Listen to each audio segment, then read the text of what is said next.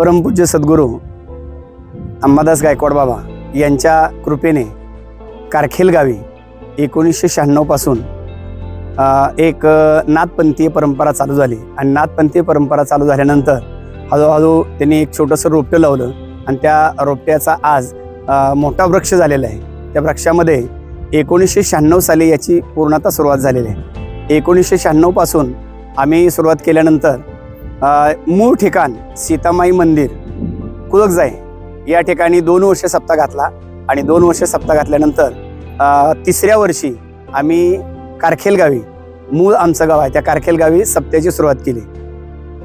या सप्त्याची सुरुवात करत असताना पहिल्यांदा सीतामातेचं मंदिर नव्हतं, परंतु सप्त्याची सुरुवात केली आणि दुसऱ्या तिसऱ्या वर्षी आम्ही सीतामातेचं मंदिर बांधलं।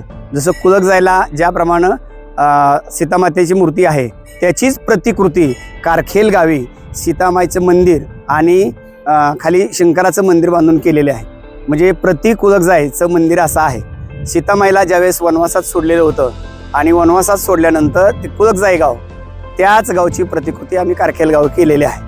हा सोहळा जो आहे तो सोहळा गेले 25 वर्ष अविरत चालत आलेला आहे आणि ह्या सोहळ्याची सुरुवात करत असताना ज्यावेळेस सीतामातेचं मंदिर पूर्ण झालं त्यावेळी सीतामातेच्या मंदिराचा कळस बंडा तात्या हरिभक्तपरायण बंडा तात्या कळारकर यांच्या शुभहस्ते करण्यात आलेला होता। त्यावेळेस आम्ही आमच्या गावच्या सर्व लेकींना भगिनींना निमंत्रित केलेलं होतं आणि त्या काळी सुमारे 25 वर्षापूर्वी 750 महिला या ठिकाणी आलेल्या होत्या। आजही आम्ही रौप्य महोत्सव साजरा करत आहोत आणि हा रौप्य महोत्सव साजरा करत असताना आज 25 वर्ष झालेले आहे। म्हणून पुन्हा एकदा आम्ही आमच्या गावच्या वैभवामध्ये भर टाकण्यासाठी आम्ही आमच्या गावच्या लेकींना आमंत्रित केलेलं आहे। ज्या आमच्या गावच्या लेखी बाहेरगावी दिलेल्या होत्या सगळ्यांना आमंत्रित केलेलं आहे आणि त्या आमंत्रित करून या 25 वर्षाच्या सोहळ्याची आम्ही उल्हास रोप लावल्याद्वारे तयाचा वेणू गेला गगनावरी या उक्तीप्रमाणे त्या आज वृक्ष झालेल्या आहेत। त्या वृक्षामध्ये सामील करण्यासाठी सर्वांना बोलवलं आहे आणि सर्व मायलेकी एकत्र येऊन हा सोहळा साजरा करणार आहेत आणि हा सोहळा साजरा करत असताना या लेकींचा सन्मान आम्ही साडीतोळी देऊन करणार आहोत। याप्रमाणे या वर्षाची एकूण सर्व 25 वर्षाची गाथा सांगायची झाली तर 25 वर्षामध्ये किंवा या वर्षामध्ये दरवर्षी आम्ही वेगवेगळे कार्यक्रम साजरे करत असतो। या कार्यक्रमामध्ये साधारणतः दसऱ्याचा कार्यक्रम आहे, त्यानंतर संक्रांतीचा कार्यक्रम आहे, आमोशाचा कार्यक्रम दर महिन्याला इथं चालतो आणि आमोशाला सत्संग असतो आणि गुरुपरंपरेनं आम्ही आमच्या सीतामातेचं पूजन आणि पाठ्यपूजा करून त्याच्या सर्व सत्संग एकत्र करत असतो आणि एकत्र करून सर्व गोळा मिळवून आम्ही आमचं कार्य करत असतो। यावर्षी रौप्य महोत्सव साजरा करण्याचं ठरलं आणि त्या रामनवमीला सप्त्याची सुरुवात झाली।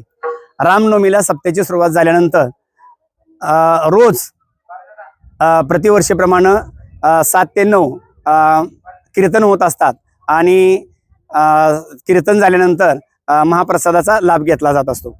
त्यानंतर या सकाळ संध्याकाळचा महाप्रसादाचा लाभ या ठिकाणी असतो। गावापासून सुमारे 500 मीटर दूर टेकडीवरती एक सुंदरसं टेकडी आहे, त्या टेकडीवरती सीतामातेचं मंदिर आहे। त्या ठिकाणी रोज भाविक अगदी शेकडो संख्येने येतात, सामील होतात आणि आपला इथला आनंद लुटत असतात। आज सकाळी दिंडी 7:30 वाजता सुरुवात झाली आणि दिंडीच्या मध्ये सर्व बाळगोपाळ, महिला आणि पुरुष सहभागी झाले।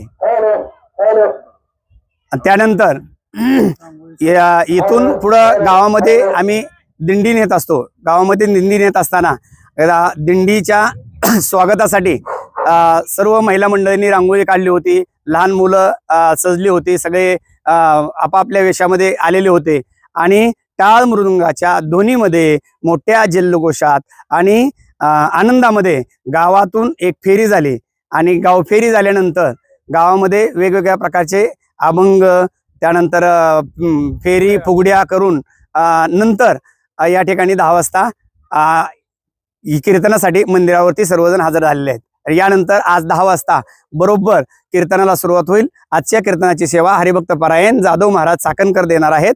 हे काल्याचं कीर्तन होणार असून आजच्या काल्याच्या कीर्तनानंतर या सोहळ्याची सांगता होईल। त्याचबरोबर आजचा जो उत्सव आहे तो उत्सव इतका आनंदाचा आहे की लेकीबाळी कधीतरी गावी येतात, परंतु दिवाळीला येतात, सणाला येतात, पण सर्व लेकी बाळी आज एकत्रित आणण्याचं कार्य या गावकऱ्यांनी आणि रामभक्त मंडळांनी केलेलं आहे. आज सर्व लेकी जणू एकत्र येऊन दिवाळी सणांचा आनंद या ठिकाणी लुटत आहेत. लेकींनाही आनंद आहे आणि आम्हालाही आनंद आहे. आज मोठ्या संख्येने जवळजवळ 1000 लेकी या ठिकाणी येणार आहेत आणि त्यांचा आम्ही सन्मान करणार आहोत.